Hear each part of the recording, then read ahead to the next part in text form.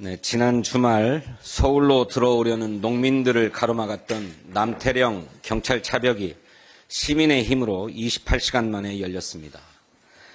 영하의 날씨에도 불구하고 자발적으로 달려와 주신 우리 시민과 농민이 서로 연대하여 만들어낸 결과입니다. 정부는 그간 쌀값 안정화를 요구하며 양곡관리법의 통과를 바라던 우리 농민의 절박한 목소리를 철저하게 외면해 왔습니다. 잘 아시는 것처럼 대통령 윤석열이 처음으로 거부권을 행사했던 법안이 양곡관리법입니다. 한덕수 대통령 권한대행의 거부권 1호 법안도 양곡관리법입니다. 밥 한 공기 가격을 쌀값으로 계산하면 300원이 채 안 됩니다. 생수 한 병값 보다도 못한데 농민들의 쌀값 정상화 요구가 그리도 과한 것입니까? 국민의힘 윤상현 의원은 시위 농민에 대해서 난동 세력이라면서 몽둥이가 답이라는 망언을 했습니다. 자기 입에도 밥을 퍼넣으면서 어찌 그런 말이 나오는지 정말 모르겠습니다. 내란 세력다운 망언이 아닐 수 없습니다. 양곡관리법은 쌀 재배를 사전에 조절하자는 것이 핵심입니다. 논에 쌀이 아닌 다른 작물을 재배하도록 인센티브를 줘서 쌀 재배 면적 자체를 축소하자는 것입니다.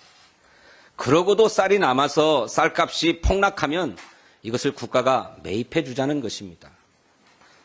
현재와 같은 쌀 수매 예산보다도 훨씬 더 적은 예산으로 쌀값을 지킬 수 있습니다.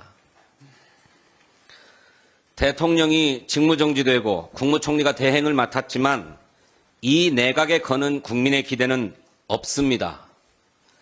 대통령이 탄핵 소추되었음에도 반성은커녕 국민을 거스르는 짓을 반복하는 내각이라면 더 이상 존속할 이유도 없습니다. 오늘은 한덕수 대행에게 경고한 특검 수용의 마지막 시한입니다. 그런데 거부했습니다. 민주당은 머뭇거리지 않을 것입니다. 정부도 유통기한이 지나버린 독선을 멈추고 국민의 뜻을 따르길 촉구합니다. 내란 속에 윤석열이 일으킨 내란의 늪에서 우리 경제는 아직도 허우적거리고 있습니다. 무너진 대외신인도에 내란 사태 이전부터 위축되었던 경제 지표는 온통 빨간불입니다. 원 달러 환율은 글로벌 금융위기 이후 15년 만에 1,450원을 넘어섰습니다. 한국은행은 내년 경제 성장률을 1.9%로 전망하면서 추가 하락의 가능성이 크다 이렇게 경고하고 있습니다. 최상목 경제부총리도 1% 후반에 그칠 것이라는 전망을 내놨습니다. 서민 대출의 연체율이 2배나 급등했습니다. 최저신용자를 지원하는 정책 상품인 햇살론 15의 지난달 말 연체율은 25.5%, 역대 최고입니다. 비상계엄이 선포된 이달 초 신용카드 이용액은 직전주보다 4분의 1 이상 급감했습니다. 줄줄이 예약 취소로 자영업자들은 연말 특수는커녕 연말 강제 휴업 직전입니다.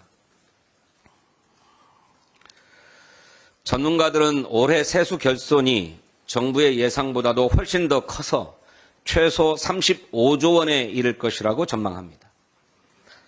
세수 부족은 재정 위축, 성장률 하락으로 이어지는 악순환의 고리가 될 수 있습니다.